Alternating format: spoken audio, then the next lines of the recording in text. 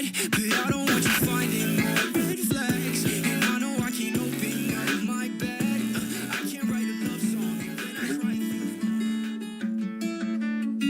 You said tomorrow was promised, but you know we're in sight. So now I'm waiting on you, freezing in the dead of night. Out here can't last much longer. No answers, where's the closure? Tough shit, so what? How the pain get out? Go and pop another one, I'm finna touch the sky. Fuck love as I push closer. I feel like I might burn it till it's gone, gone, gone. Love feels so right till it don't, till it don't.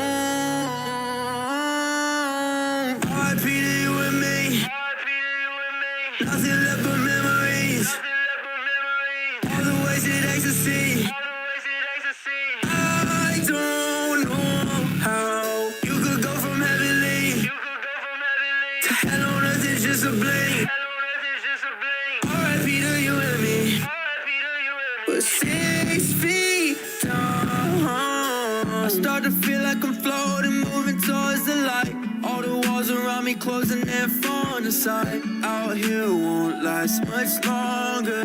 Every day been getting so much harder. Wish that I was dreaming, kill off all the feeling, lose all track of time, tell myself you'll never leave me. But I'm wide awake now, drowning in the deep end. Pull a match and think that I might burn it till it's gone, gone, gone.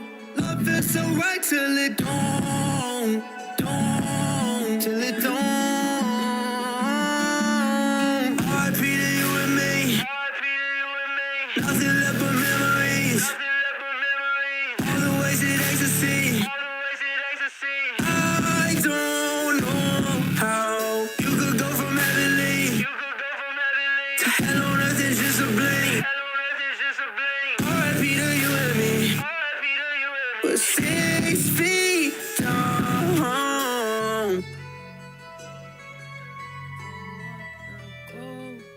I don't want to be alone. I don't want nothing new. I cannot.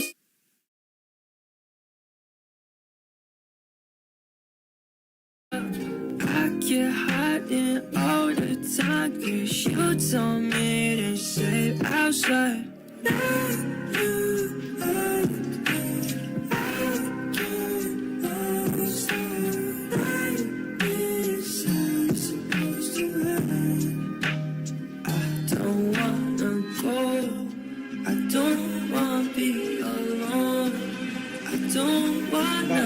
Banda wygranie jest? To wygranie jest banda twórczość.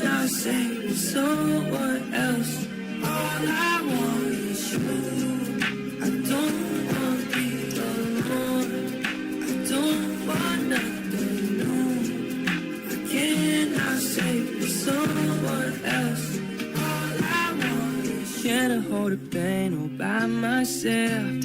I don't wanna let me bleed until I'm running out of seconds, reaching out and coughing. Why do I keep trying to let her live? You know if I pretend like it was not, if I lose you,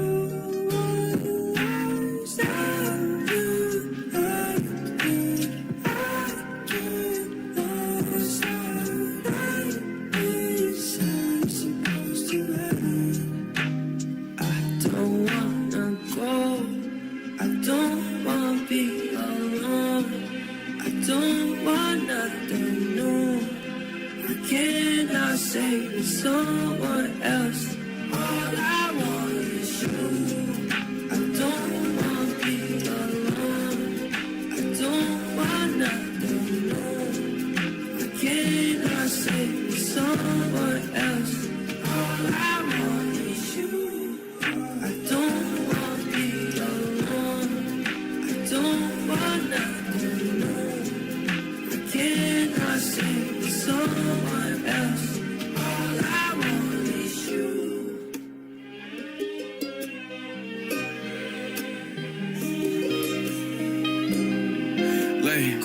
Some of my demons, my best friends. I be low to the high kick in. Mama told me don't lose your head. No, you grown, can't lose my kid. And when I wake up tomorrow, it still won't be all that I know. All of my head, out of my mind. All of my head, out of my mind. All of my head, out of my mind. All of my head, out of my mind. Some of my demons, my best friends. 2 shots down, I need about 10. Talk to God like I'm gon' sin. Don't give me up, my only friend. And when I wake up tomorrow, I'm shooting down all my sorrows. Man, all this pain that I borrow, dog, I can't trip out to follow. So let me know. Took a step back, had to disconnect from my health. I don't want you, I don't want myself. Y'all ran away, but my demons stayed. And you say you're here, don't seem to wait. No, I stay with them every single day. All of my head, out of my mind. All of my head, out of my mind. Some of my demons, my best friends. I be low to the high kick in. Mama told me don't lose your head. No, you grown, can't lose my kid. And when I wake up tomorrow, it still won't be all that I know. All of my head, out of my mind. All of my head, out of my mind. All of my head, out of my mind. All of my head, out of my mind. Out of my mind today, out of my mind the day before. I don't even need a bed. I woke up, I'm in the floor. Smell like perfume and some marijuana. No curfew, we don't care about it. I can't sleep cause I'm overthinking about life and how none's fair about it. And you can't hurt me more than I hurt myself. I don't want you, I don't want myself. Can't help you cause I need some help. All of my head, all of my head, all of my head, out of my mind. All of my head, out of my mind. Some of my demons, my best friends. I be low to the high kick in. Mama told me don't lose your head. No, you grown, can't lose my kid. And when I wake up tomorrow, it still won't be all that I know. All of my head, out of my mind. All of my head, out of my mind. All of my head, out of my mind. All of my head, out of my mind.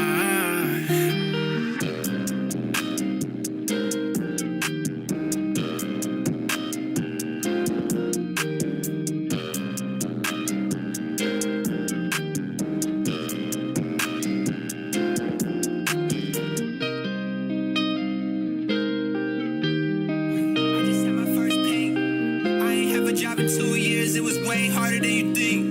Never thought I'd be the one to make it happen, I thought I would just sing. Funny how things change, not a girl I wanna really wanna link. Wait, Hej, moi drodzy, next stop a Mercedes. witam wszystkich. Old haters Co outdated. tam? Jak tam? Girls I dated. I'm really sorry I made it. And we can't Jak tam się macie?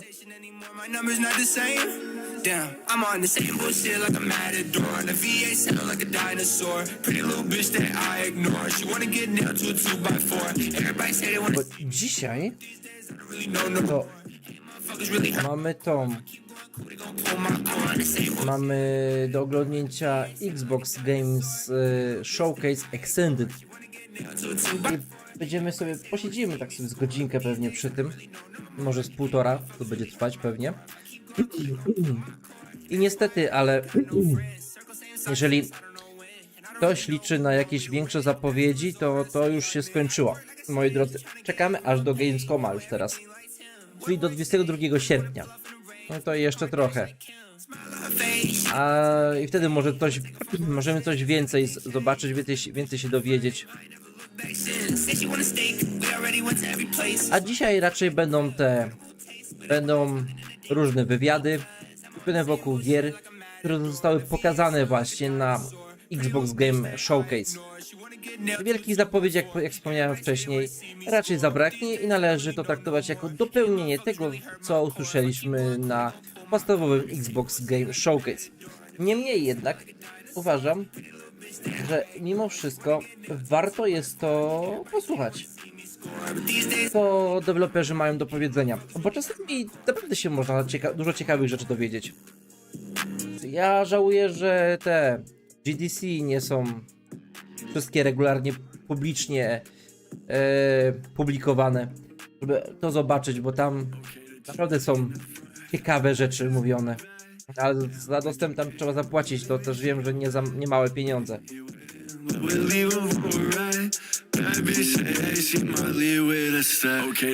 Więc niestety. No. Ale tym pokazem właśnie dzisiaj ja też będę kończył to swoje pokazywanie tego całego E3 w cudzysłowie. No i tak dużo już się dowiedzieliśmy. Dużo się wyjaśniło. I tylko do Gamescomu teraz trzeba czekać, aż do Kolonii w Niemczech.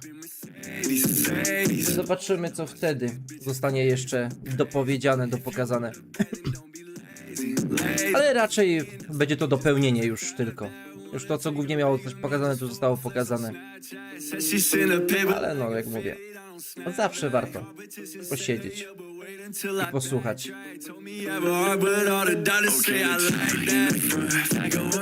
Jeszcze mamy 20 minut, więc na spokojnie. I tak, korzystając z tego, że mamy jeszcze chwilkę, moi drodzy, to w tym tygodniu to jest chyba prawdopodobnie przedostatni mój stream. W sensie, no jeszcze może w czwartek będzie. Tak mi się wydaje, zobaczę jeszcze jak tam dam radę. No ale później to już będzie ciężko, może coś w niedzielę jeszcze, ale w niedzielę to raczej wątpię. Także bardziej bym liczył na czwartek niż na niedzielę, na jakiś ewentualnie kolejny stream. A od przyszłego tygodnia już będziemy lecieć tym regularnym tokiem. Czyli poniedziałek, wtorek i piątek, jeśli chodzi o streamy. Teraz z okazji tego całego E3 to tak trochę inaczej do tego podszedłem.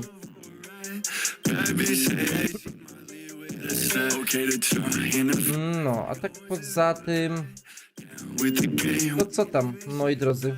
Jak wam się w ogóle podoba to całe E3 w tym roku?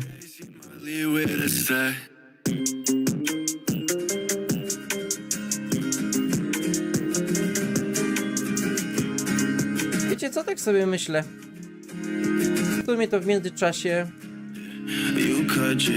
zobaczymy taki jeden filmik. Mamy jeszcze 18 minut, on ma z 10 minut, to będzie idealnie.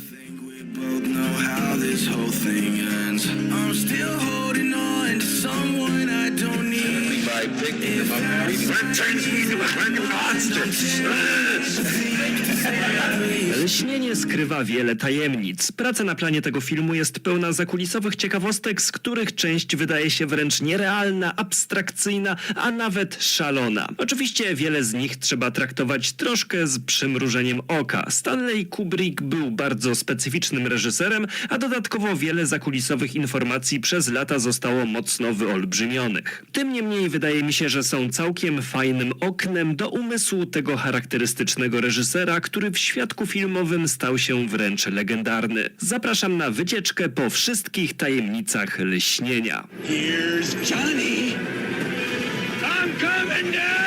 Kanapki z serem. To jedna z tych legend krążących wokół lśnienia. Podobno Jack Nicholson nienawidzi Ojejku, no. Był to dobry film. Dobra, wracamy do naszej konferencji.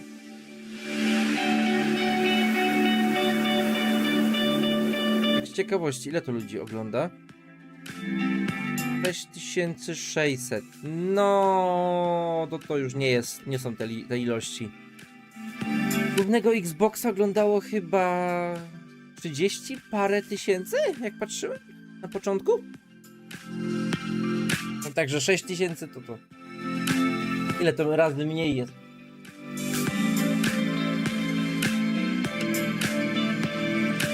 no, ale zobaczymy, co nam tutaj jeszcze dopowiedzą. Nie wiem, liczę, że może czegoś się ciekawego mimo wszystko tutaj dowiemy.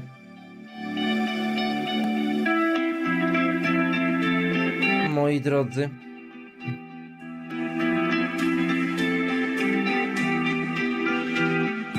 A wy? Na co wy może tutaj liczycie, że co się możemy tutaj ciekawego dowiedzieć? Może coś o Starfieldzie? Wiem, mam pytanie. Co byście się chcieli dowiedzieć o Starfieldzie jeszcze? A co nie zostało powiedziane? I to jest, uważam, dobre pytanie.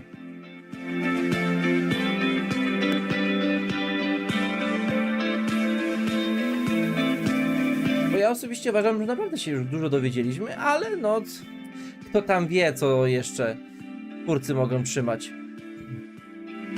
w kieszeni jakąś kartę.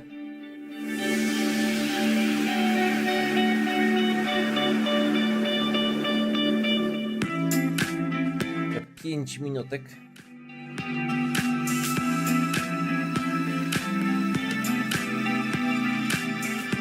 A tak przy okazji, korzystając jeszcze z tego, że mamy trochę czasu, trochę chyba za szybko się włączyłem, mam takie wrażenie, to możecie się spodziewać co najmniej 2 ciekawych filmów u mnie na kanale, na YouTubie w najbliższym czasie, bo jeden będzie dotyczył Widma Wolności z Cyberpunka. Już wszystko jest na kanale, także już za niedługo. Zaraz sobie czcionkę w sumie dopasuję. Widzę, że chyba nie jest tak, jak chciałem, żeby było. Teraz gdzie to było? Napisów deskrypcją, właśnie.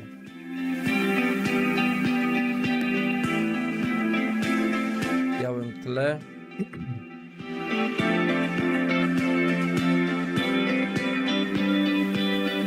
Mi się wszystko już zresetowało. To... Zła.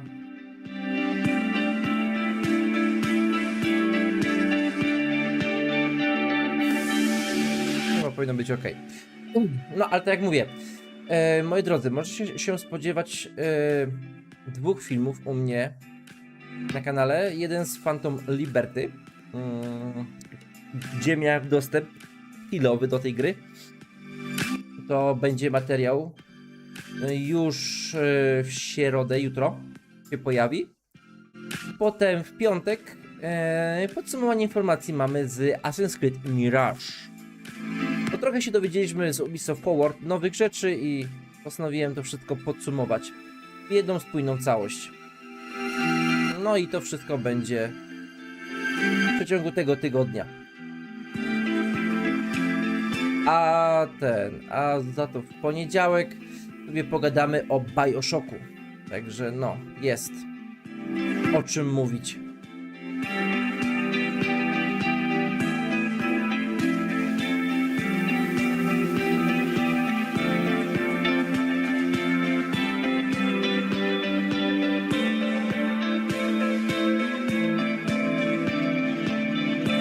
Sobie jeszcze zerknę.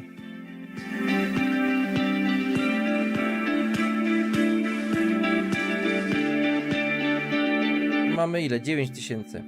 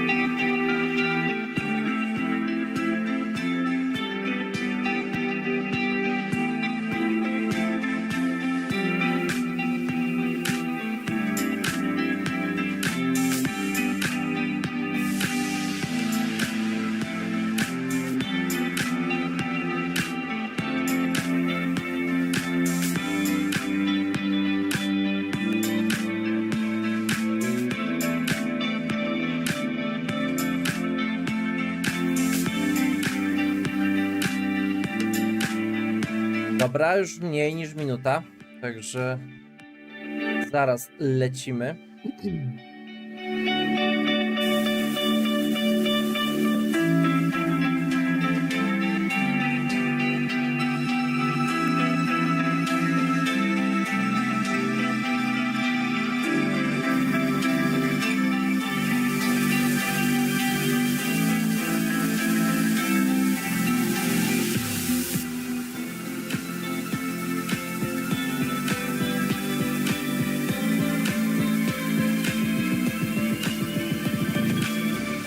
Dziesięć, 9, 8, 7, 6, 5, 4, 3, 2, 1.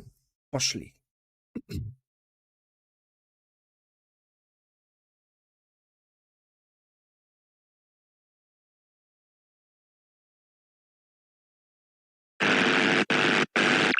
So who's the angel, who's the devil, though? That's the real question between Solomon and Johnny. I'd like to think O, właśnie. Czyli z grubej rury.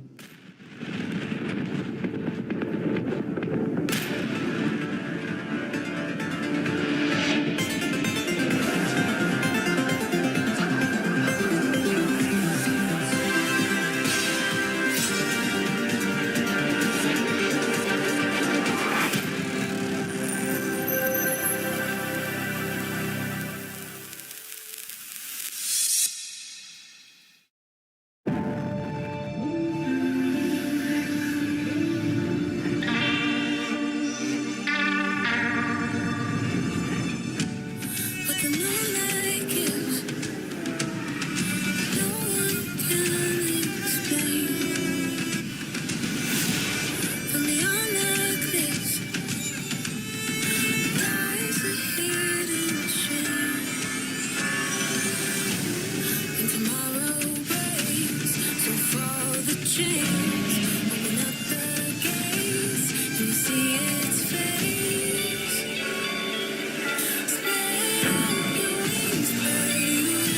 O, teraz powinny być lepsze napisy.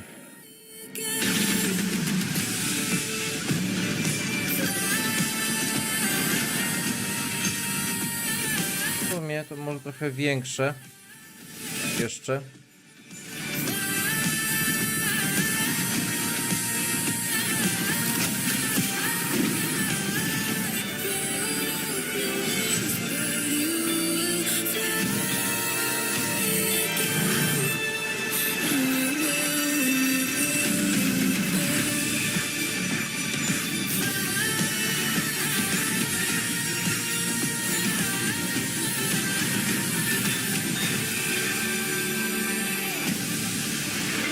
W sumie tak, może coś się o Cyberpunku dowiemy. Nie pomyślałem, ale może.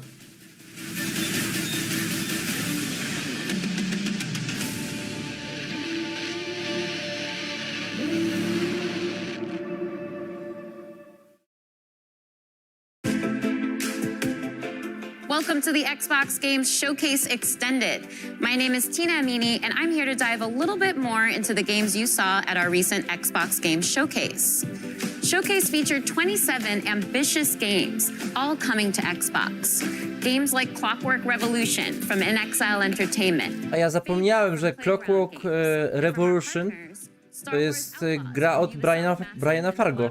With Lucasfilm Games and Kunitsugami, Path of the Goddess from Capcom. Today, we'll take a closer look at some other games from our showcase lineup and introduce you to some more games too. We've got the game director of Avowed from Obsidian Entertainment breaking down the game's trailer, and the game director of Hi-Fi Rush from Tango Gameworks is here to tell us about their newest update. You'll also hear from Sarah Bond, head of the Gaming Ecosystem Organization for Xbox, who will tell us more about a program to bring games from underrepresented developers with unique visions to Xbox and Game Pass. And we may just have a few other fun guests in store for you too, so stay tuned. But first, let's check out the rainy streets and sinister markets of Cyberpunk 2077 Phantom Liberty. O,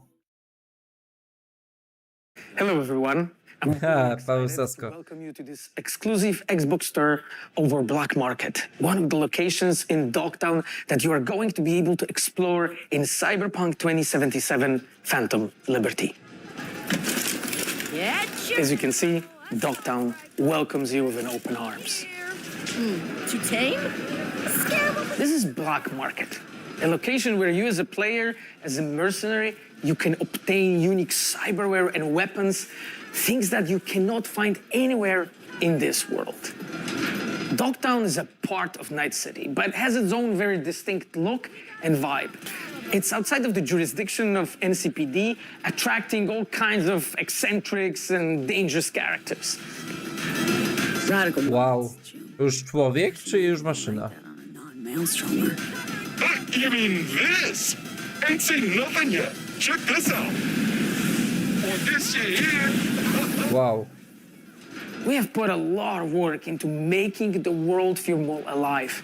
Small scenes, secrets to find, Easter eggs, make this place feel more vibrant and more believable. Maintenance accessories and... But what's inescapable in Dogtown is Kurt Hansen. Kurt is a leader of Borges militia who rules Dogtown with an iron fist. You've come to the right place. NCPD, gang wars, not in Dogtown. Taxes. Check this out. In Dogtown, I keep your business safe as long as you abide by mine. No, to będzie skurczybyk. Really nice guy, as you can see. The black market also is a place where you can find new illegal weapons and goods. They are some of the most powerful items in the world, but are often much more dangerous to use. A new cyberware capacity system, which leads you to push your body to the limit and give you new abilities to deliver more thrilling gameplay experiences, like the air dash or the ability Jestem ciekaw, czy jakieś nowe braindance'y będą tutaj też change your appearance do kupienia. to lose the heat. The Borges is the authority. Ale zajebiście będzie wszystko w jednym miejscu. More dangerous than NCPD. Wszystko. When you as a player commit crimes in Dogtown, they are the guys who are going to chase you. We have completely overhauled the police system. Police actions are more believable, dynamic, and diverse.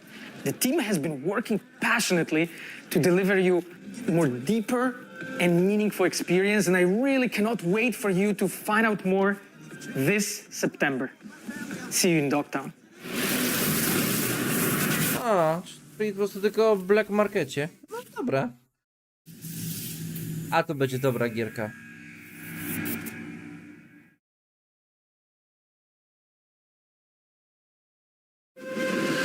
We're not done talking about CD Projekt Red's next dive into the story between V and Johnny just yet. In fact, we're here with the voice and styling Ale te plakaty Keanu Reeves z Phantom Liberty są mylące, bo pokazują tylko Xbox Series X i S, a nie ma pisanego PC.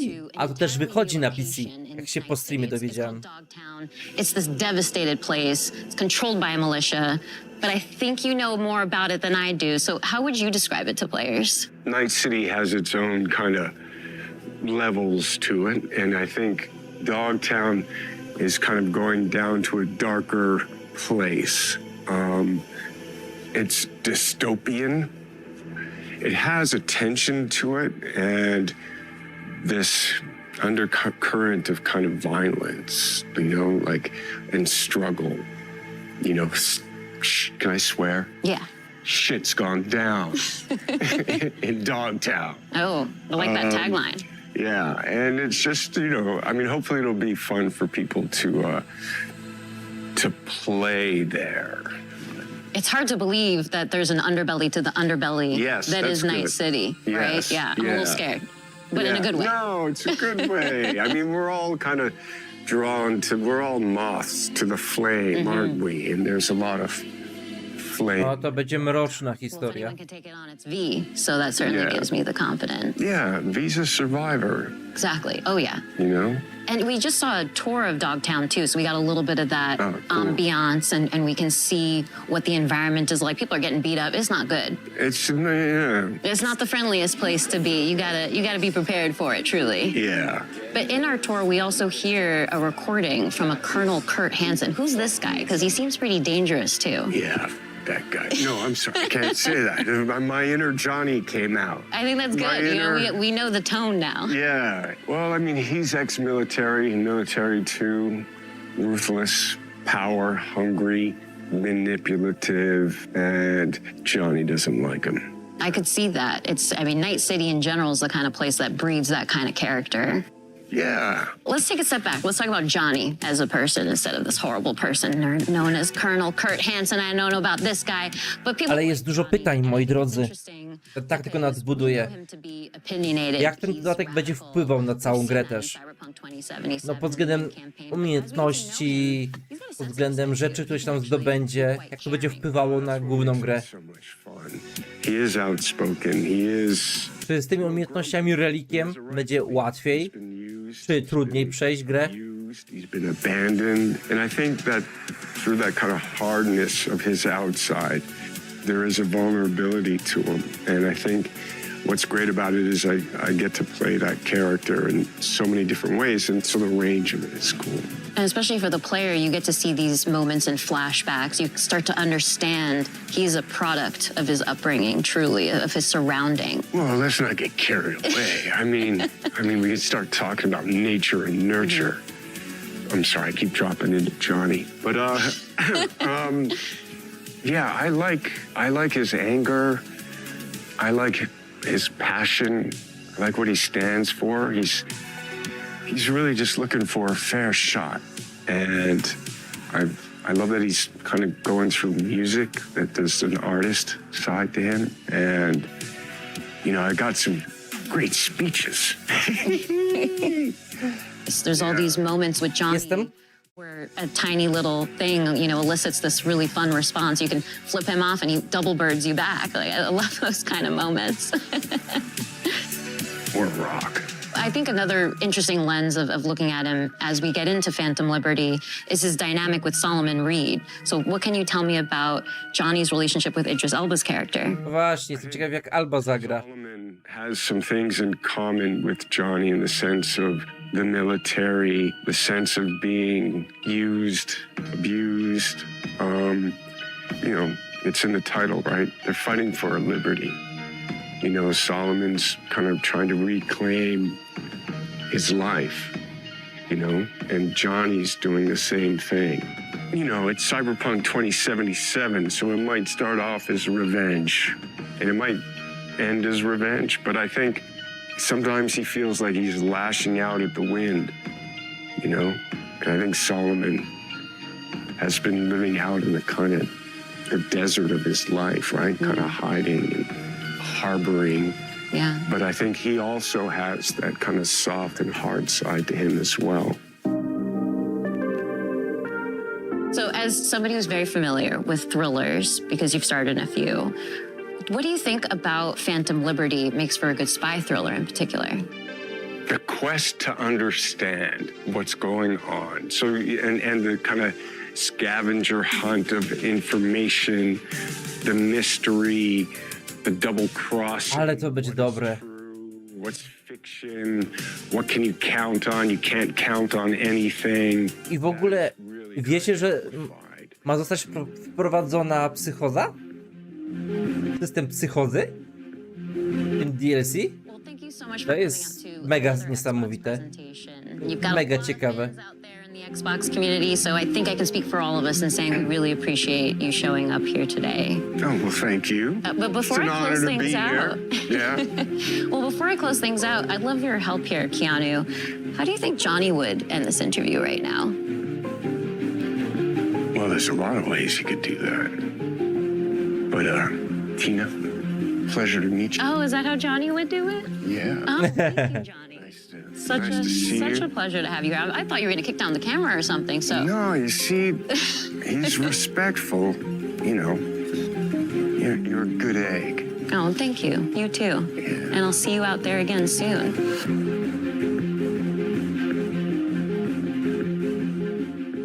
Oj, no. Ale fajnie, że oni nie robią takiego hype'u aż tak dużego na tą grę. O! Jak to było? Second Life?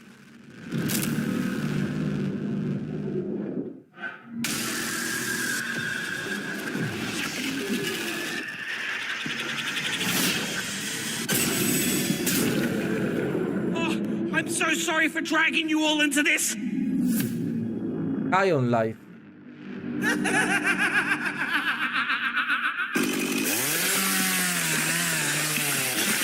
On Knife.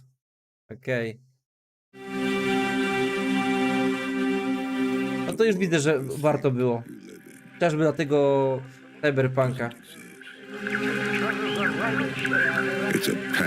Pewnie jeszcze trochę przed nami.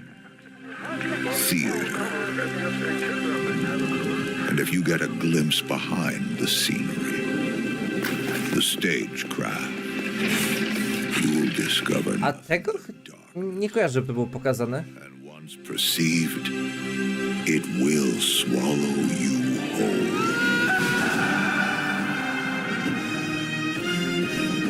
I'm in a race against this darkness.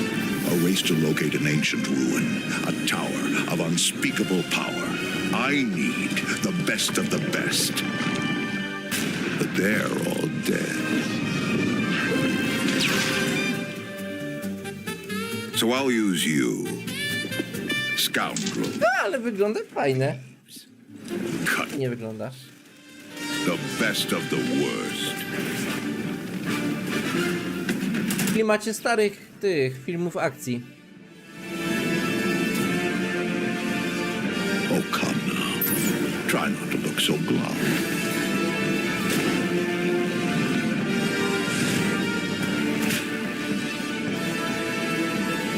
You're going to help me save the world.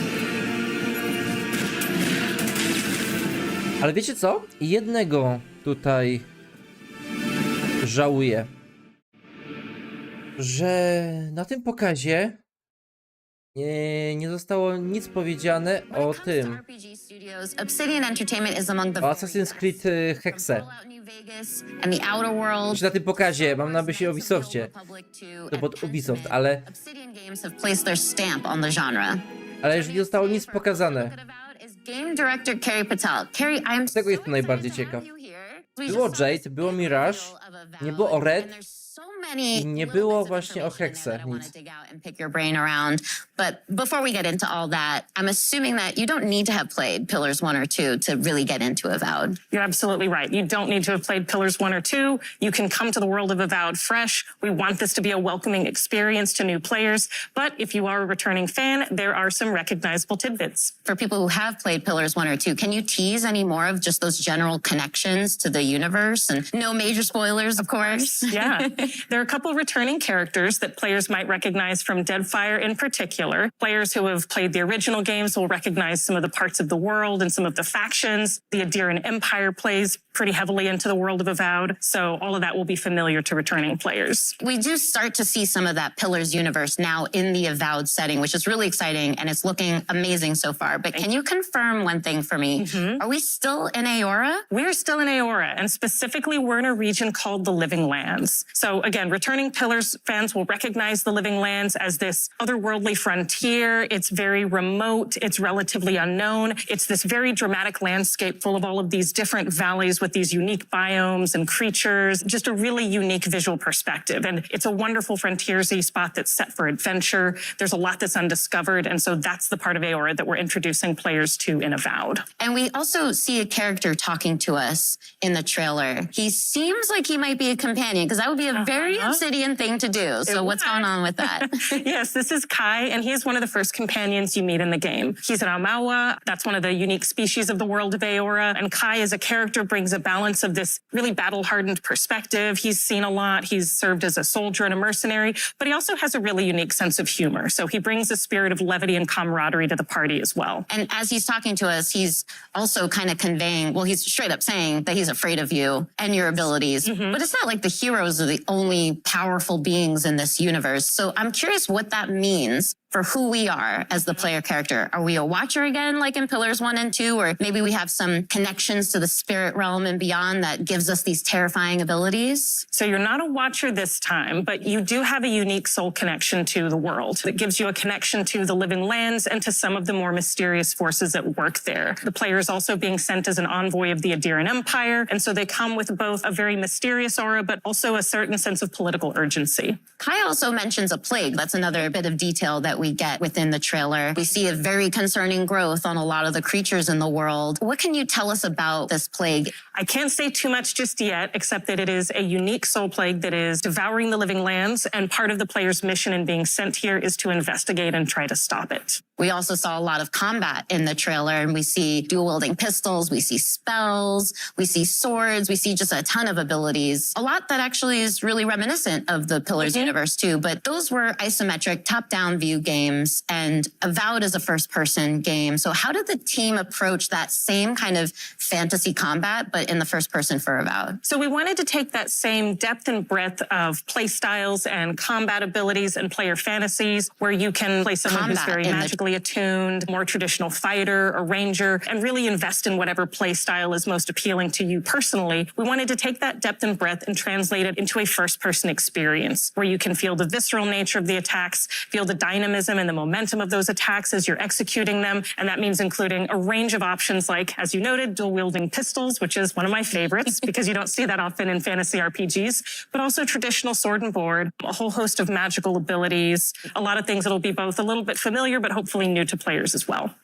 And I've got one more question for you because I know the audience is going to want to know this one, but just how big is this game? So it's going to be roughly comparable to something like Knights of the Old Republic 2 or The Outer Worlds. It is set up as a series of interconnected open zones that players can explore at their own pace. You can invest in discovering every nook and cranny in the world, discovering every secret, finding every side quest, meeting every character, or you can have a much more focused experience. And it's really up to players and how much time they want to spend in the living lands, but I'm hopeful that they're going to spend a lot of time with us once Avowed releases. Well, count me in as one of those players because I definitely want to read and hear every line of dialogue, everything everyone has to tell me, and discover every inch of the living lands. Well, thank you again so much for being here, Carrie. This has been so insightful and fun. Thank you, Tina. This has been a pleasure. That was just a taste of what you can expect from Obsidian Entertainment when Avowed lands next year on Xbox, PC, and Game Pass.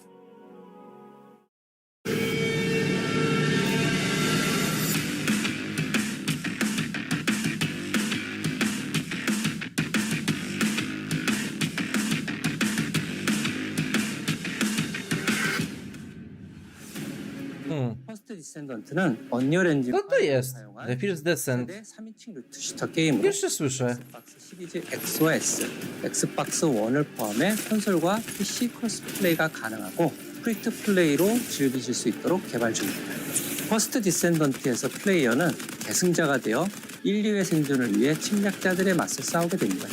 계승자는 플레이어의 캐릭터로서 다양하고 개성적인 컨셉과 전투 스타일을 가지고 있습니다. 플레이어는 계승자를 통해 잉그리스 대륙을 탐험하며 스토리를 체험하고 다양한 임무를 혼자서 혹은 협동 플레이로 수행하게 됩니다.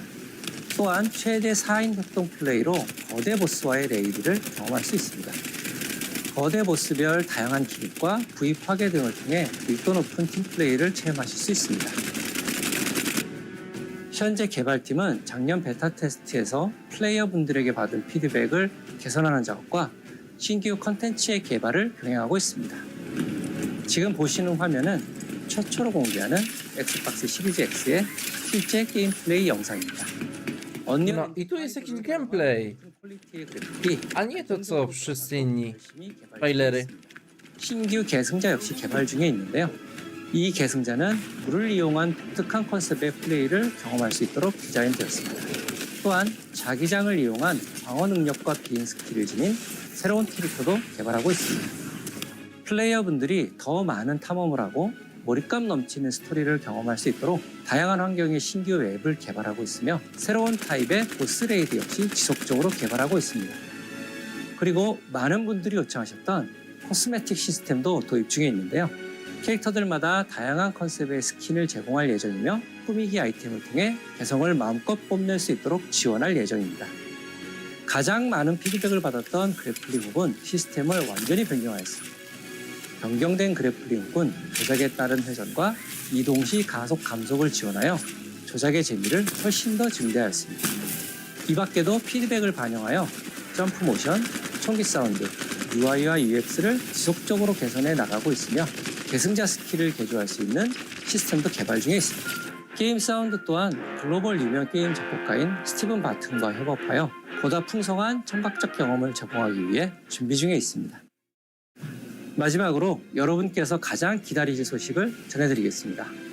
현재 저희는 연내 출시를 목표로 하고 있으며 그에 앞서 8월 엑스박스 시리즈 X와 S를 포함한 콘솔과 PC 플레이 베타 테스트를 진행할 예정입니다. 베타 테스트는 8월 22일부터 8월 28일까지 일주일간 진행되며 오늘부터 공식 홈페이지를 통해 신청하실 수 있으니 플레이어분들 Już naprawdę się spodziewałem, że nie będzie tutaj nic nowego pokazanego.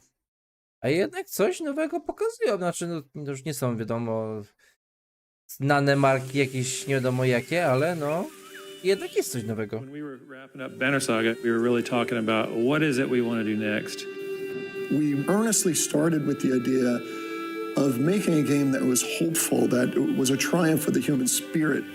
Something that had a lot of replay ability, something that you can really explore for a long time. There are different worlds that we want to explore. Towerborn is that game.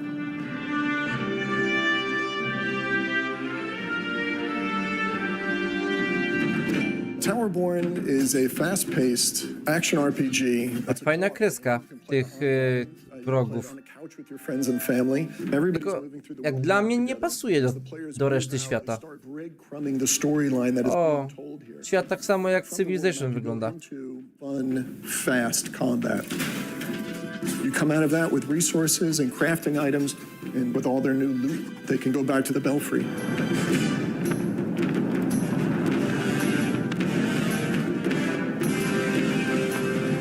The Belfry is the player's safe haven and humanity's safe haven. The player can customize their appearance, their loadout, talk to all these different NPCs. The world itself is a mix of 3D and 2D. We definitely wanted to have that kind of beautiful background that you see in animated movies. Towerborn is all about humanity's last chance at survival. Humanity is clinging to hope and clinging to this tower. It is your mission to try to hold the forces of darkness at bay, to give humanity a chance at survival. The most important thing about the gameplay is it's just fun. And it kind of just amplified its fun the moment you added another player. All of the players can build their character in a way that's specific to them. It just turns into this back and forth exploration. Like, let's try to do this one combo, and then let's see if you can do a follow-up. From a couch co-op perspective, that's just really fun because there's not too many couch co-op games anymore. I'm hoping in 5 years from now, it's in a place that I never even would have thought of. It's a seasonal game, which is different for us. Players can expect a new storyline with new quests, new biomes. We'll be rolling out new gear, new monsters, new bosses. Expanding on the content in a continuous, organic way, so it just becomes a living world.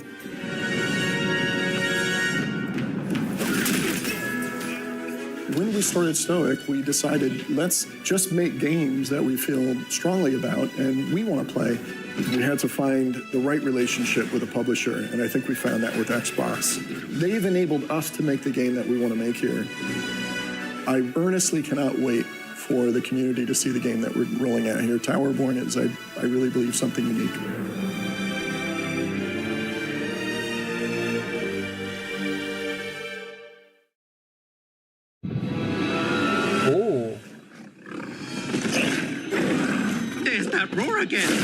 Już miałem powiedzieć, że Redfall w pierwszej sekundzie. Ale to zły Fallout, nie?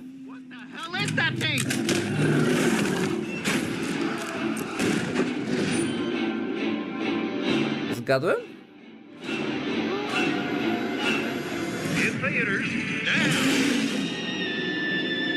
Tak. Kurde, naprawdę odpowie mi też na moje pytanie. Czy naprawdę jest sens rozwijać tego Fallouta jeszcze? W sensie... Gra w to trochę osób, że warto to rozwijać?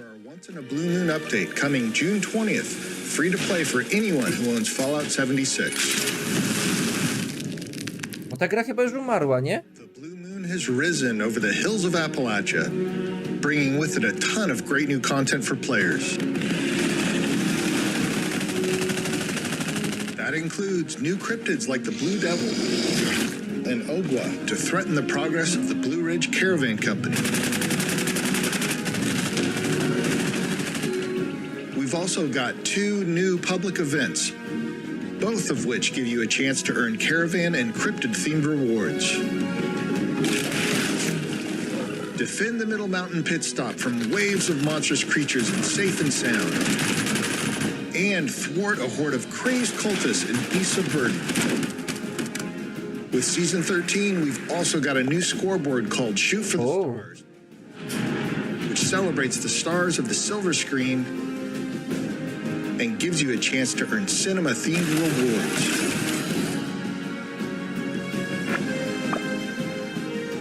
And we're not done yet. Next year, we're taking players to Atlantic City, where they'll gamble on the fates of new factions for the opportunity to win big. A widzę, że Bethesda ma jeszcze naprawdę spore plany wobec tej gry. Along the way. Once in a Blue Moon is coming June 20th. Appalachia is coming at you. We'll see you there.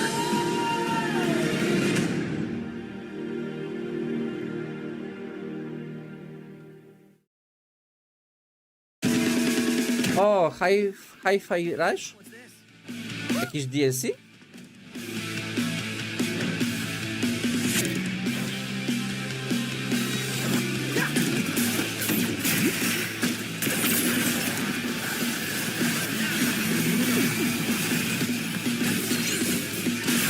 Wow. Ale zadropiło. What happened now?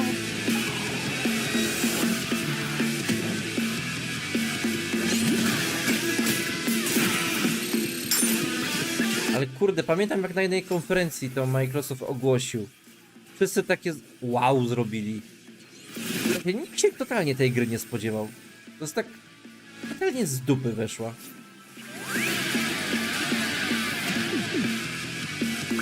Ale się wszystkim podoba. O.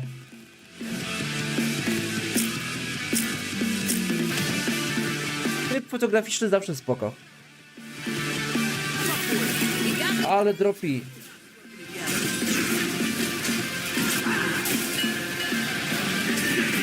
Nie, takie gry na streama to jedynie przy naprawdę dobrym kompie. Jeśli to ogarnąć. We've just seen a new trailer for updates coming to Hi-Fi Rush called Arcade Challenge Update. No joke, there's literally exclamation points in there. That's not just me. So here to explain that and more about the update is game director John Johannes. Welcome to Showcase Extended, John. Really glad to be here. Exclamation points? They have to be in there. Yeah.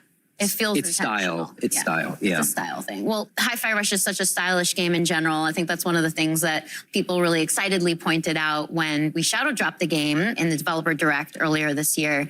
But making a brand new IP is always a bit of a risk. Your studio's known for kind of scarier games like The Evil Within and Ghostwire Tokyo. Can't deny that. A, no tak, oni Ghostwire Tokyo robili, no. Always wanted to make personally, and I just thought music and action work so well. Taka gierka? Wow. And after I had finished working Duża zmiana. Sorry, moi drodzy. it just felt like the right time to try something new. And our studio's always been about just making fun games. It doesn't have to be about a certain genre. We're not about making one specific thing. And fortunately, there's plenty more of that content to come because we just saw an absolutely jam-packed trailer. So I'd love for your help in breaking down all the details, all the stuff going into this update?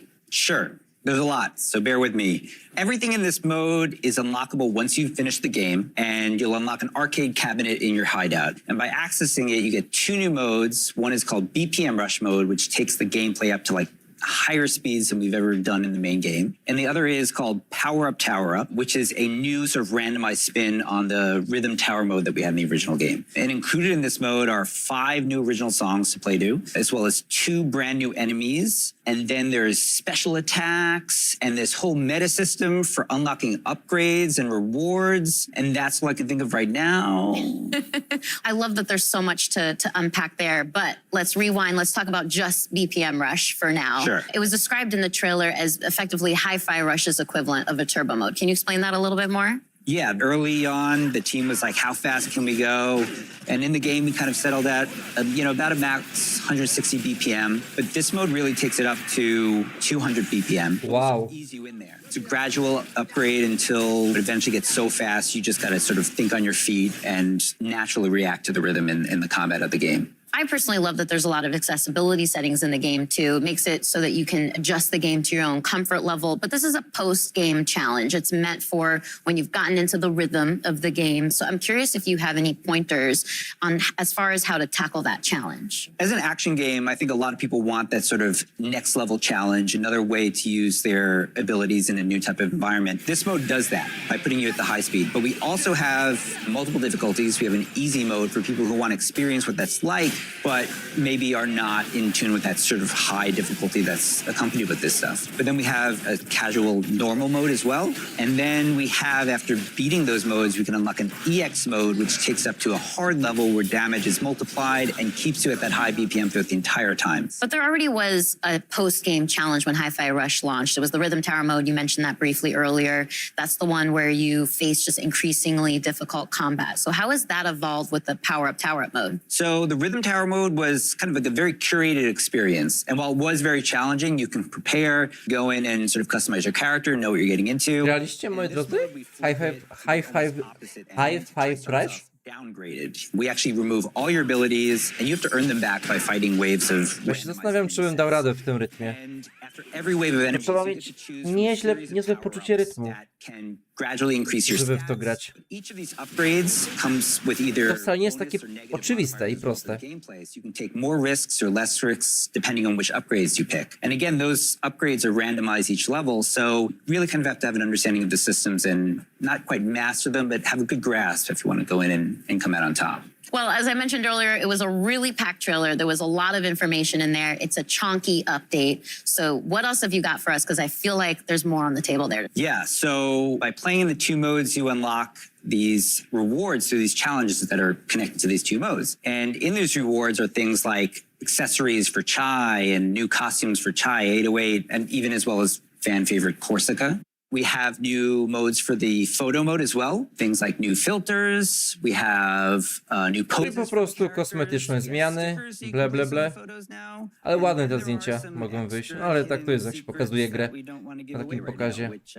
As you know from our game, we like to hide in there and we like people to find, which is always fun. And then in conjunction with this release, we're also releasing a separate costume pack, which is a kind of take on what the characters would look like if maybe this game took place in a different time period. Ooh, a little tease. Oh. And there's some really fun looking stuff in there, so. Well, thank you again so much for coming out all the way from Japan to Showcase Extended, John. I'm super glad to be here. That's all we have to share about the new update for Tango Gameworks' Hi-Fi Rush coming soon. Now it's time for us to return to the second era of Tamriel and the Elder Scrolls Online.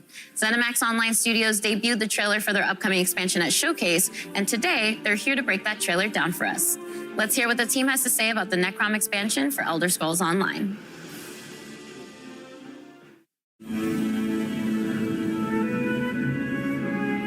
Hey everyone, thank you so much for watching the Xbox Showcase. I'm Rich Lambert, the creative director on Elder Scrolls Online. And I'm CJ Greb, I'm the project art director for Elder Scrolls Online. One of the really interesting things about Elder Scrolls Online is it's different than really any other game out there. It's not your typical level-gated world. Go anywhere, you can explore in any order you want to. You really can hop in at any moment, play with anybody, can play any part of the game. And any story. And of course, I mean, we're on Xbox Game Pass, you know, the biggest open world RPG on Xbox. And if you're at all a fan of Elder Scrolls, you can go places that you maybe have never gone before in Elder Scrolls. And do things that you've never been able to do. There's so many different activities to participate in. You know, housing. We've got lore hunting and antiquities, right? There's the dungeons and the trials. And you can, of course, always revisit lands that you've been to before. We've got Skyrim, Morrowind. Yeah, and they're different times. You know, we're almost 1,000 years in the past. Come in by yourself, come in with friends, but don't worry that you're ever not going to have something to do because there are adventures everywhere you go. Everywhere. We had an awesome trailer during the showcase. Necrom, Hermaeus Mora. Yeah. What's it all about, Rich? Hermaeus Mora is this Daedric god of knowledge. He's not good, he's not evil. He is just focused on cataloging the world and collecting everything he possibly can to study. And what you kind of see in the trailer is Mora kind of always on guard, always looking over and watching what's kind of going on. And you get to see some nostalgia in there as well from the Dragonborn DLC in Skyrim with the yellow-green skies. The vast inky sea, the stacks of books. I'll still never forget the first time you showed us the initial concepts for everything made out of books.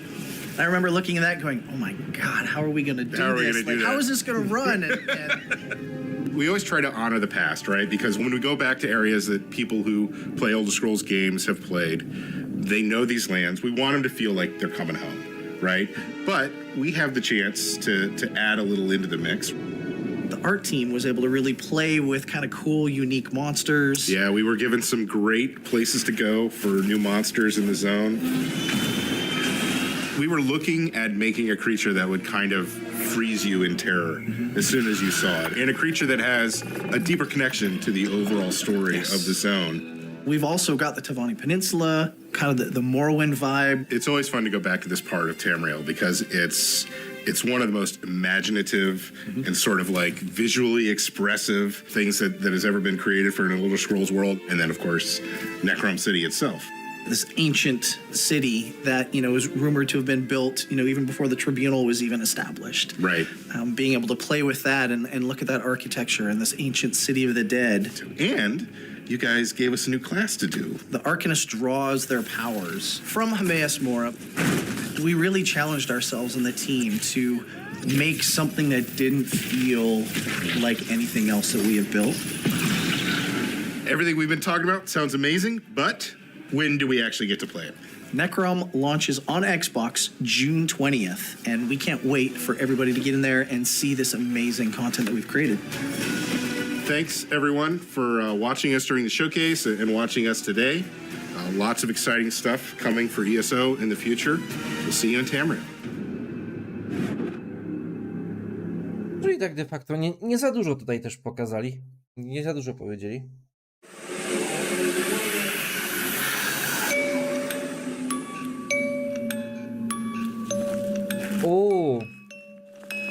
No dobra, to macie moją uwagę.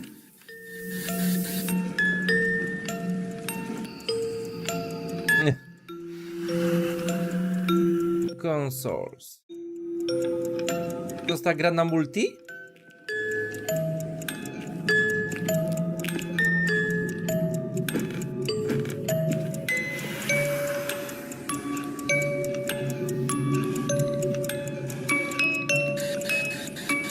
Chyba tak.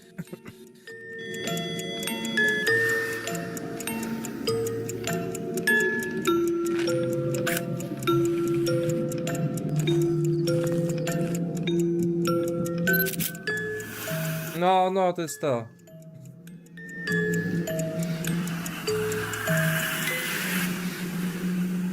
Fazofobia. No.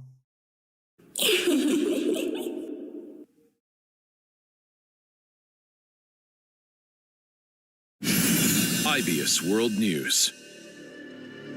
番組をご覧の皆様、こんにちは。Sporimal? Co to jest? まずはじめに、3月に開催しました第1回オープンベータテストに多くのエグゾファイターの皆様にご参加いただきました。アンケートや SNS を通じてたくさんのフィードバックをいただいております。今後の開発に活用させていただきます。ご協力ありがとうございました。さて、カプコンショーケースはご覧いただけましたでしょうか。その中で発表しましたが、 Coś było na Capcomie, no. 開催が決定しました。詳しい日程や情報は公式サイトをご覧ください。 Ale nie jestem odbiorcą tego. 新情報を紹介します。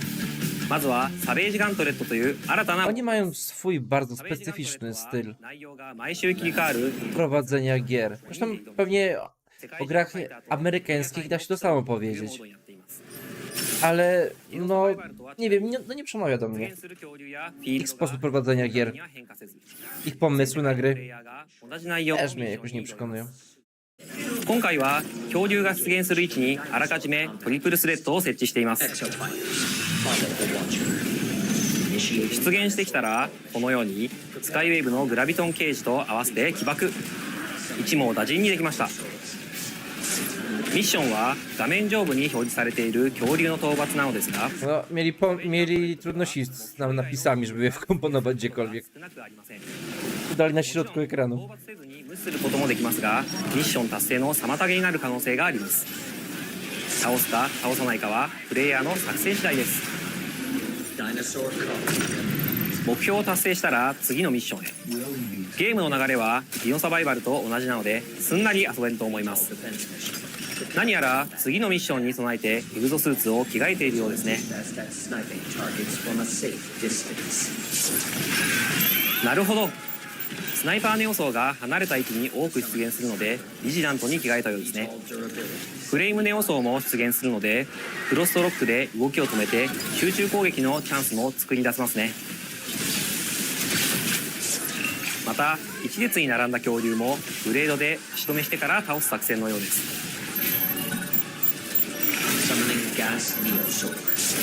道中では大型恐竜が複数体出現することも。サベージガントレットはエンドコンテンツに相当するモードなので基本的にはミッションの難易度は高く設定されています。モジュールの強化、組み合わせはもちろんチームメンバーのスーツ構成などよく考えて挑んでみてください。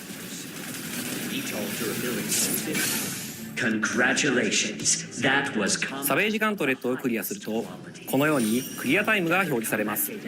その後自分のクリアタイムがどの程度だったかランクによる評価がされます。次はバリアントスーツを紹介します。バリアントスーツはデフォルトのエグゾスーツとは異なる性質の武器を装備しており戦い方が変化したスーツです。デフォルトのデッドアイはアサルトライフルを装備していますがデッドアイアルファバーストファイヤーはショットガンとバースト射撃を切り替えられるバトルライフルを装備しています。敵との距離に応じて射撃を切り替えながら戦います。他のバリアントスーツも特別にちょっとだけお見せしますね。ゼファーアルファ、エナジーチャクラン、バラージュアルファ、ロケットホップ、ビジラントアルファ、マークスマン、ロードブロックアルファ、フォートレスキング、村雨アルファ、フロストグレイブ、フリーガーアルファ、チャージショットガン、リッチドクターアルファ、デュアリティビーム、スカイウェーブアルファ、サンダークラップ、ニンバスアルファ、ダブルバレル、バリアントスーツは発売後のタイトルアップデートで遊べるようになります。 Trochę mi to przypomina tą grę i jej... Jak ona miała, co miała ocalić tę firmę od zapaści. ご期待ください。本日は Już nie pamiętam tytułu, ale też z takimi właśnie skafandrami, to się latało. Trochę podobne.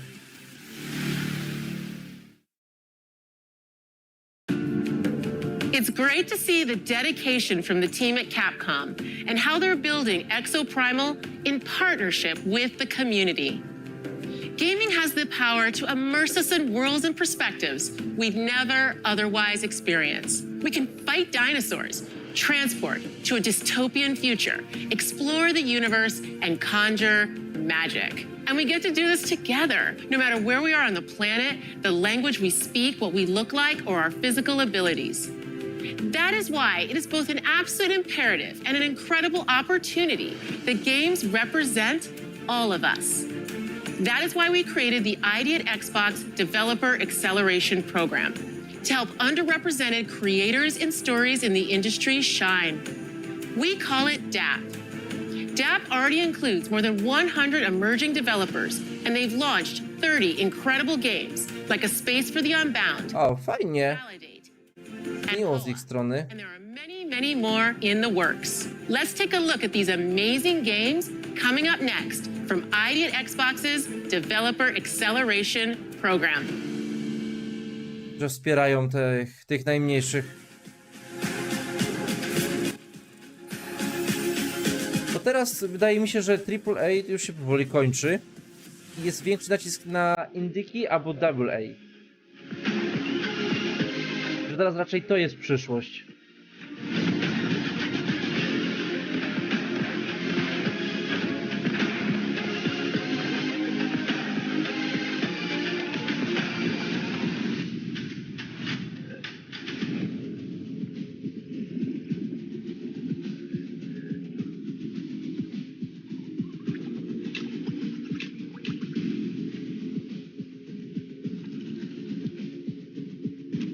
Już trochę niestety AAA się...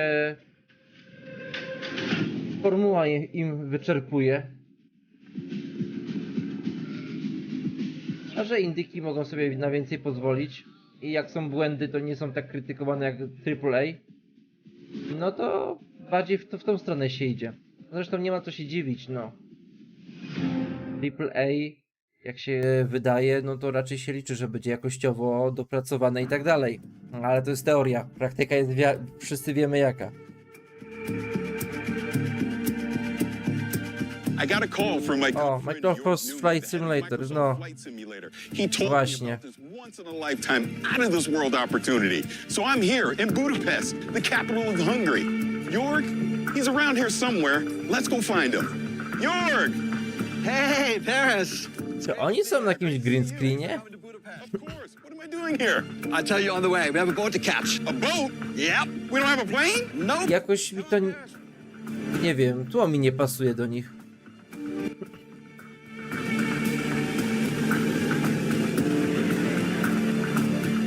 Ciekawe sobie styl obrali na ten film. Jorg, what is this place? What kind of aircraft are you storing in here? Ha, dude, it's much cooler than that. All right, Paris, are you ready for this? You know I'm ready for this. All right, let's go.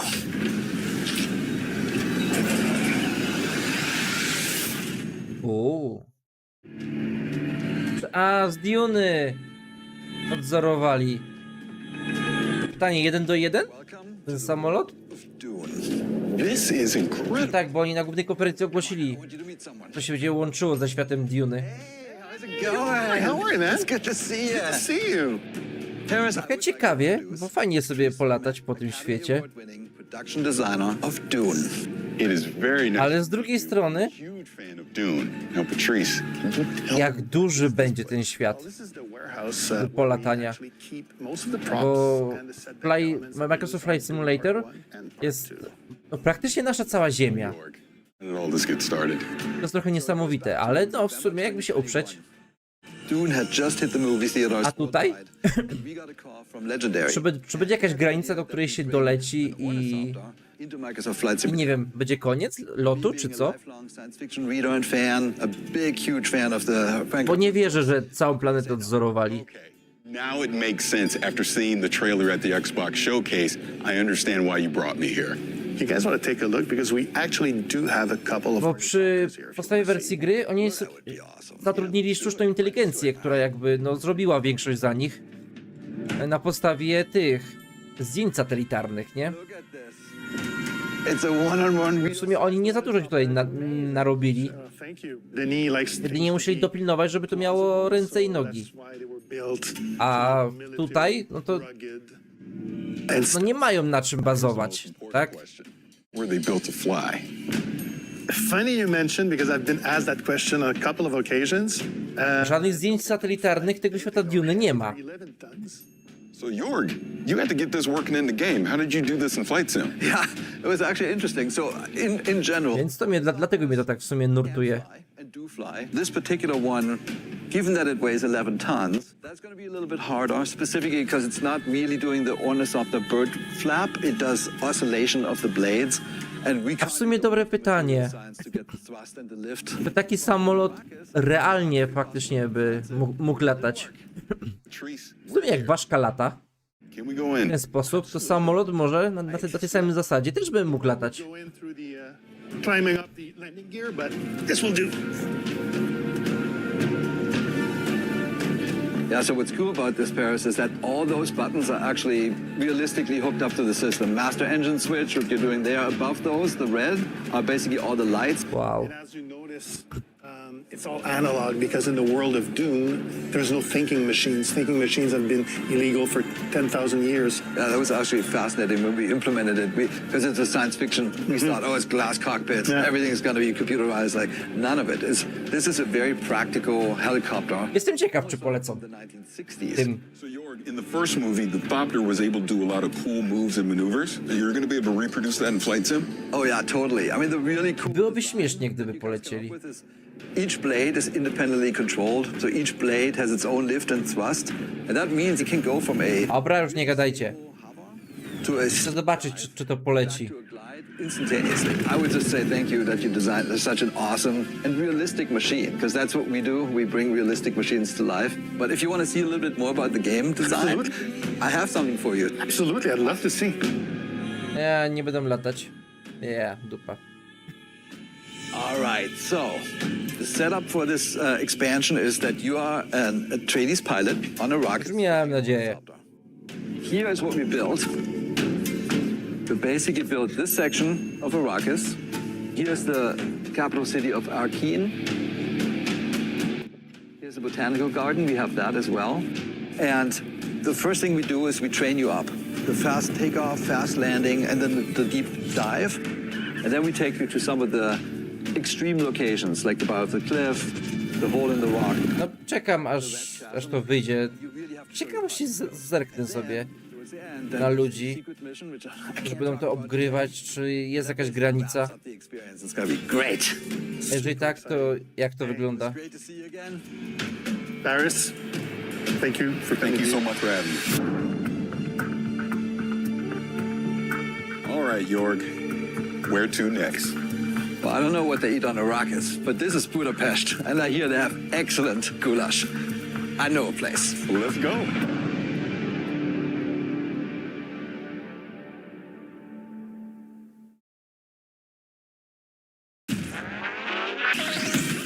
O.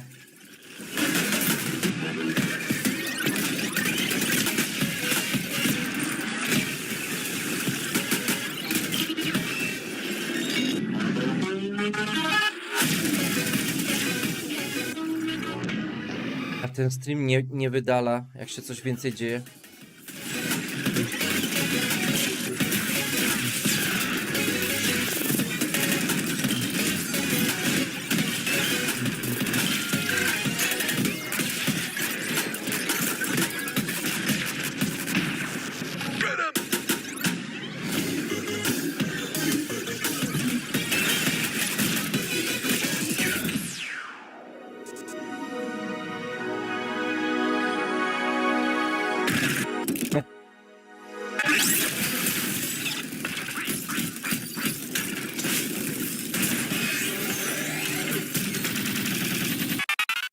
Fajny trailer. All Lights of P. No. Liza P is a thrilling Souls-like that takes the story of Pinocchio, turns it on its head, and sets it against the darkly elegant backdrop of the Belle Époque. A to ładnie wygląda. Mnóstwo detali. Finally, we meet. You are awakened by a mysterious voice. Can you hear me? You must adapt yourself and your weapons to face untold horrors. Teraz to już wyszło? Unfathomable secrets of the city's elites and choose whether to confront predicaments with the truth or weave lies to overcome them on the journey to find yourself. You are able to create your own weapon through the Nie, jeszcze nie ma daty and handles. premiery. Hundreds of possible To jest, przepraszam. 19 wrzesień. performances. Te wszystko we wrześniu. Each and every Co oni się tak uparli na ten wrzesień? Fable Arts. Fable Arts is a special combat skill that can be casted by consuming Fable slots. Fable slots can be charged again through combat. Select your own special skills to vanquish your enemies. The Legion arm is a prosthetic on P's left arm. The Legion arm can exhibit special abilities by consuming the Legion gauge, providing you an eclectic combat experience. So, puppets are all there are? I highly doubt that. You'll have to face all sorts of monsters, puppets only being one of them. You're not quite done yet. Bone-chilling bosses await you.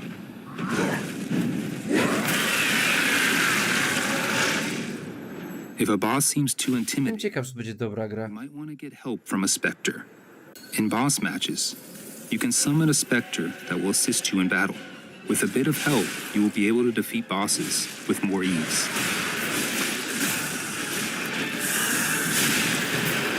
The P organ is a system that allows you to upgrade your character.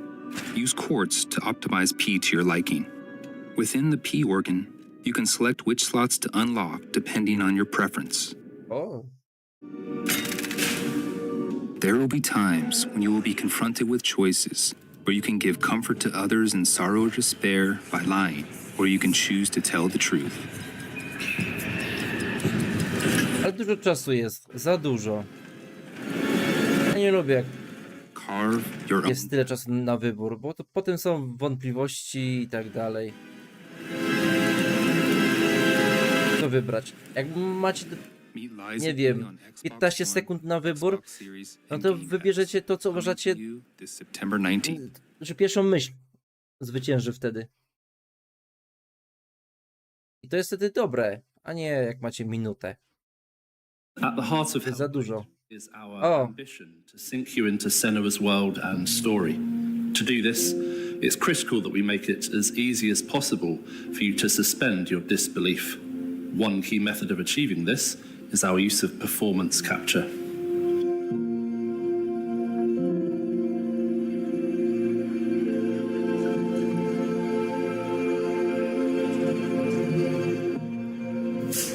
What I want to achieve on stage is to get the best performance and best storytelling from the actors, and then to get that into the game as faithfully as possible. I want to see what I saw on stage in the game. It's time to find out. Why are they watching? It's time to find. When we were shooting a scene from the Xbox showcase, it was quite a somber mood on set, because that was one of our most. ale to będzie next generacyjna gra i to jeszcze jak. Długo tak gra nie będzie pięknie wyglądać jak tu. To connect with the player one on Wiecie, chyba że wcześniej wyjdzie Unrecord, dobra? To wtedy tak. Ale przed Unrecord jest aktualnie Hellblade, także In Senua's journey, she's had her confidence eroded. There's a lot of doubt, and she needs to find within herself a spark of hope, that strength that she has, in order to continue on. Everything I've done has led me to this place. We've come so far. While this scene is relatively simple, the scale and complexity of our performance capture has multiplied to meet our creative ambitions on Hellblade 2. We shot the first Hellblade in the boardroom of our old studio. It was very MacGyvered together. In the new studio, we have a custom-built mocap space, which has pretty much everything we could have dreamed of. We've got projectors, so we can recreate sets on the ground if we need to. We've got loads of props that we have available to us at any time, so we can build sets. I remember coming into interview and seeing the setup down there and immediately being impressed by the clear commitment that had been made to underpinning great true-to-life performance with great quality data. So we've got a lot more cameras this time around. They're kind of top of the line at the moment. And in the kind of space that we have downstairs, we have nearly wall-to-wall coverage, which is really impressive and is not something that is common. It's certainly a step up from a few cameras set up in a boardroom. With our setup, we can push even further on our ambition of bringing through as much of our actors' performances as possible into the game, even down to the most nuanced of movements. So when you've got a optical system like ours set up and calibrated well, you can track performers' movements down to the millimeter. So we can see somebody shuffling their finger along the table or just wiggling them very gently. You can see hesitation and breath. You know, there's no need to push the action and overact. You can just be your character. I'm here now. What we want is the best performance possible, the best immersion possible for the player, and that's Ciekaw, czy od tego zielonego da się stracić wzrok? that extra fidelity of performance into the game. What do you want me to do? With performance capture being at the heart of our character movement, our props and staging had to facilitate our vision. I don't want to give any spoilers away, but there is going to be a boat in the game. That boat will have several characters on board. We wanted to be able to capture the motion of a boat across multiple characters simultaneously, and we, for the first time, had the space to be able to construct a proper rig for this. So we had a platform which could be moved in any number of ways to create that kind of pitch and yaw and roll that you would get on the ocean. And we got our actors up onto this boat and captured scene with high waves and a storm, and we got incredible data from really, really amazing. The most important part of my role is to make sure that story gets told, and having these wonderful actors we're working with bring their talents to bear on these characters has been such an amazing experience.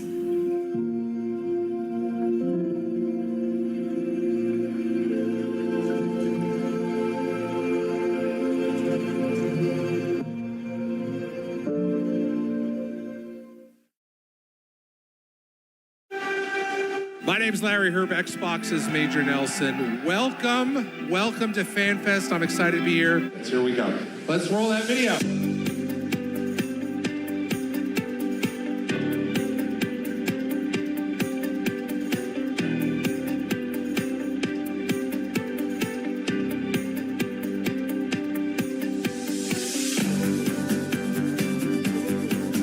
Szybko ten film skomponowali. Patrząc na to, że ile to, dzień czy dwa temu była to podstawowa konferencja?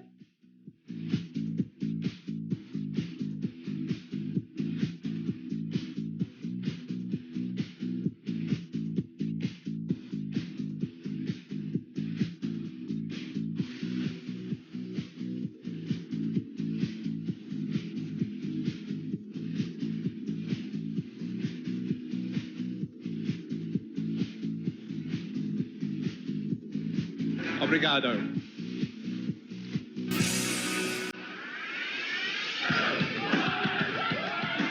At FanFest Melbourne, it's playing awesome games and having a great time.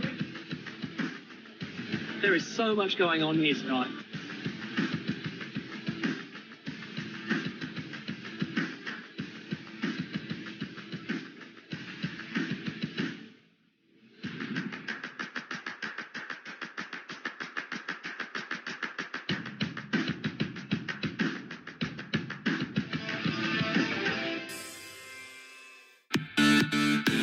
O, Polska! Właśnie, bo nigdy nie pokazywali Polski.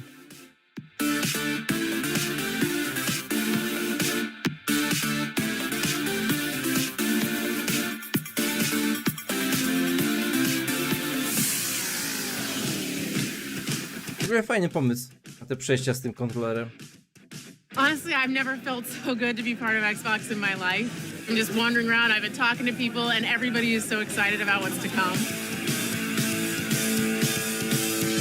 We really really put a lot of emphasis on empowering creative risk, and there's so much excitement for what we're going to be able to deliver going into 2024, and even games in 2024 that we haven't talked about yet. So our mission, our strategy is to bring the joy of gaming to everybody, no matter where they want to play, how they want to play, and I just feel, a real responsibility, a real privilege, excitement that we get to be the ones to build those games that are going to be at the center of no matter what we do.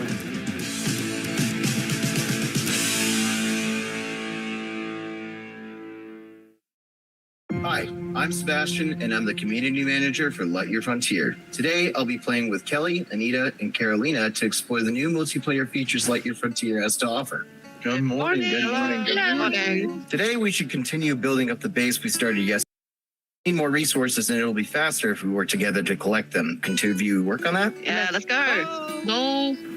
Hey, that purple mech looks great. Thanks. It's my favorite color. Dang, the farm looks pretty good with all the grown crops. Yeah, I know, right?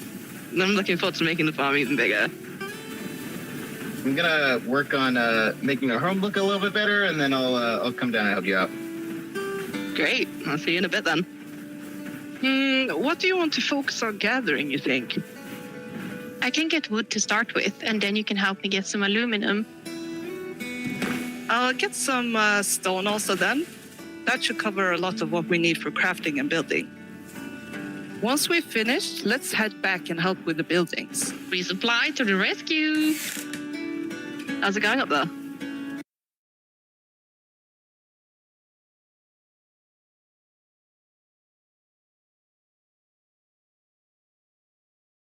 But I think that looks good.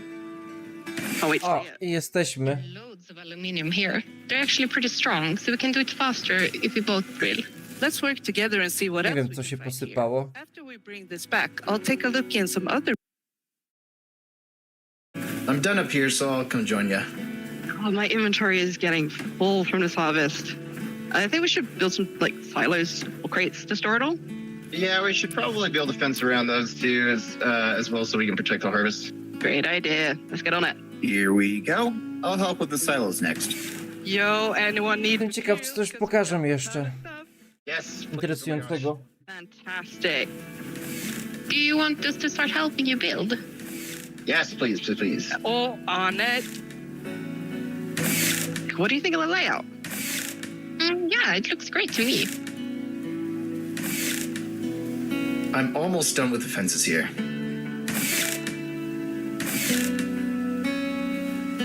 Hey, everyone. I was going for more materials and I found some ruins over there. Really? Jump in your mechs and come see this. Oh, wow, what is this? Oh, look at that. This is so cool. That door is huge. Wow. I wonder what's inside, though. Tomorrow we should totally find a way to open this. Let's head back to the base and see what we can do.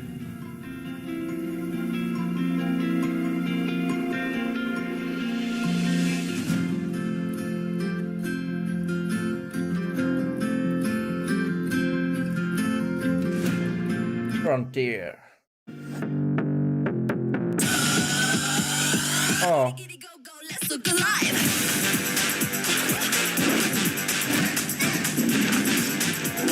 o, gra o krabach. Coś dla fanów krabów.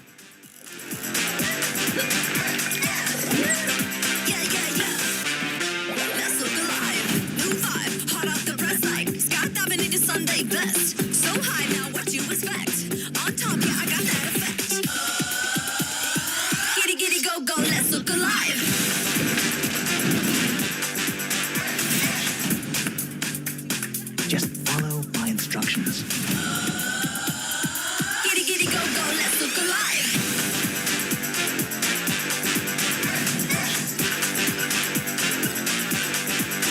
Welcome.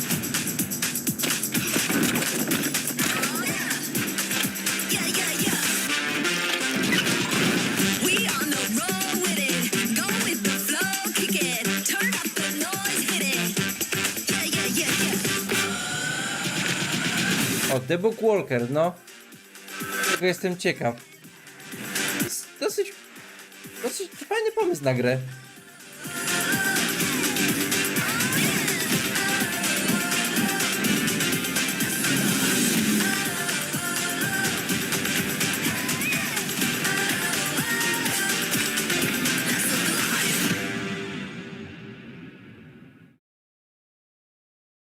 every year in our showcase, there's one game that kind of pops for me, something I'm very interested in. This year, we got to announce 33 Immortals from Thunder Lotus. And I'm here now with Stefan and Will to walk through a demo of the game, which I've never played before. First time. We have 33 people online, incredibly excited about this. So we're going to jump in? All right, let's jump in and start playing.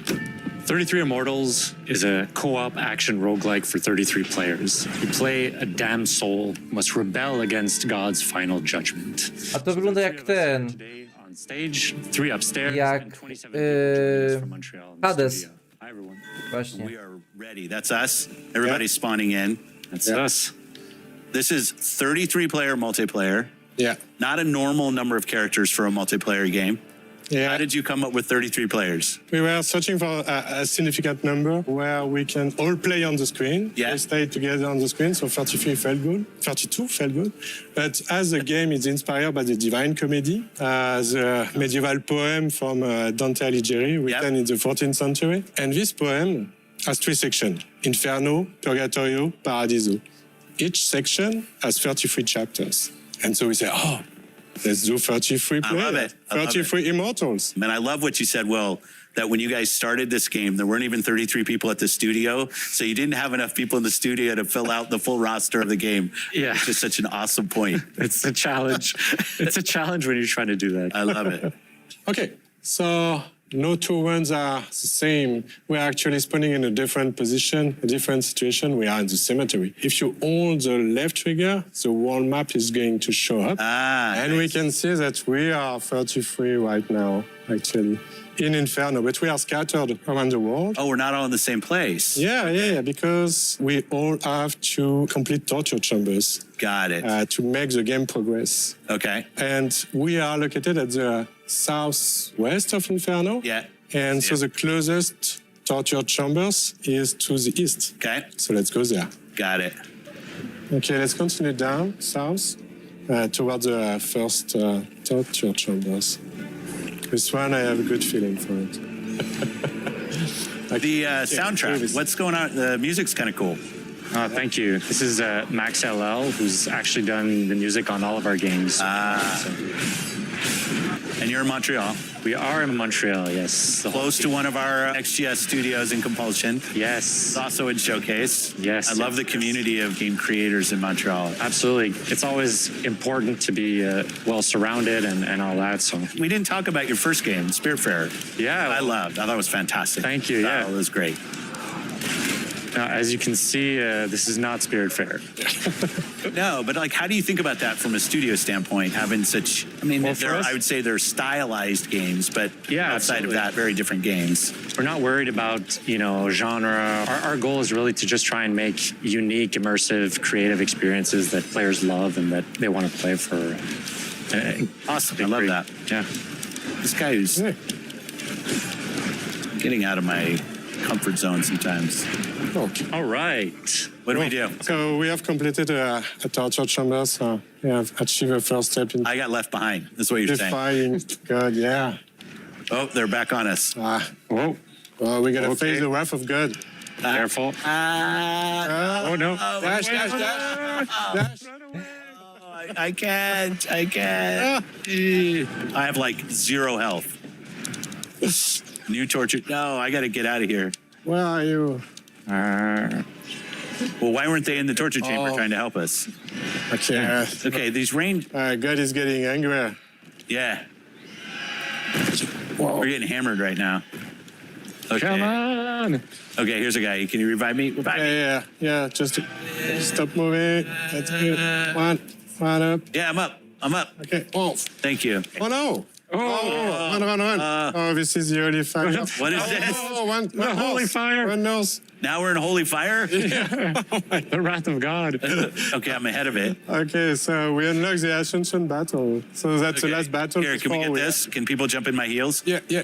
I'm in. Oh. I tried to do the heal. Don't mind me, the wandering soul. Save me, please. I'm like a zombie. Maybe someone... Did I mention I'd never played before? Oh no, I died too. Oh, Okay, hopefully the team can carry us. we are not alone. There's a lot of enemies in this small space. Gonna try to not move. Okay. Don't move, and hopefully someone is going to be able to revive you. Okay, good. Oh, I'm in. I'm up. I'm in. Okay. Back. Okay, I'm back. Yeah, thank you. So this is the last step. I think it's my last. All right. Jaki to jest widok? Bo to nie jest izometryczny. We did it? But yeah, we did it. Yeah. Well, yeah, we did it. Yeah. Yeah. So now we've ascended. That was first chapter of first book. Is that how I should think about it? Yeah. It's the first world, so it's Inferno. Yeah. Each region has its whole big set of challenges and everything. And this is all on the map. And its final boss fight. That's what this is. Well, since we've basically come through unscathed so far, this should be easy.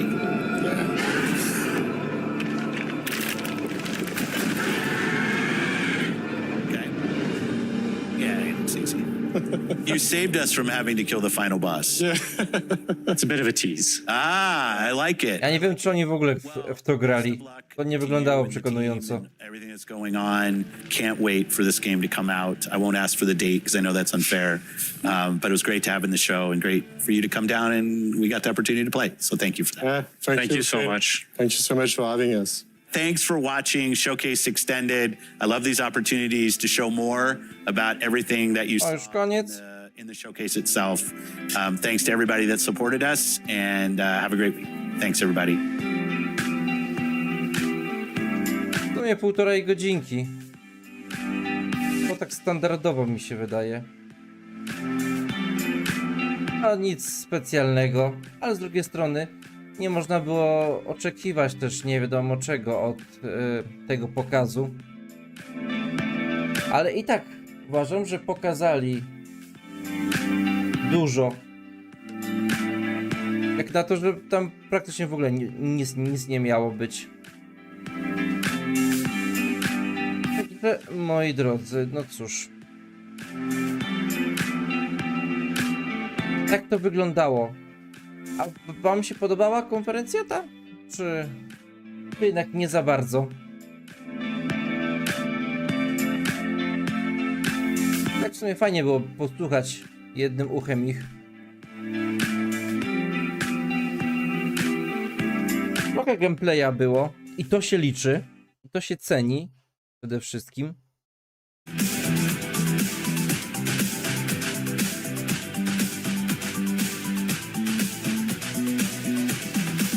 Ale no nic jakoś mega specjalnego.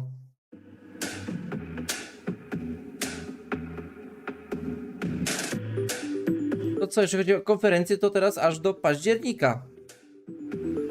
Tak jak mówiłem o tym Gamescomie.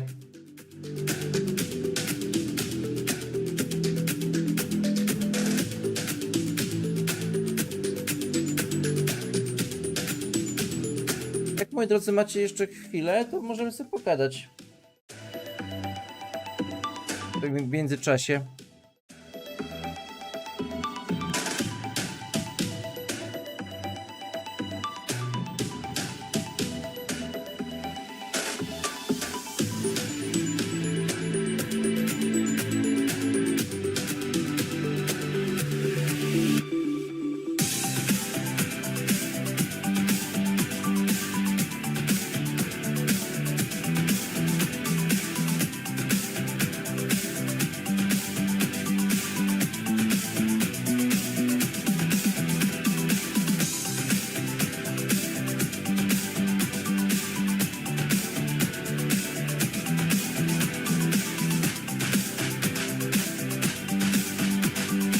Dobra, moi drodzy, to co? No to w takim razie dziękuję wam, że byliście. I co? I do zobaczenia najpewniej w czwartek. Jak nie w czwartek, to pewnie w przyszłym tygodniu aż. Także trzymajcie się i do zobaczenia kolejnym razem. Cześć!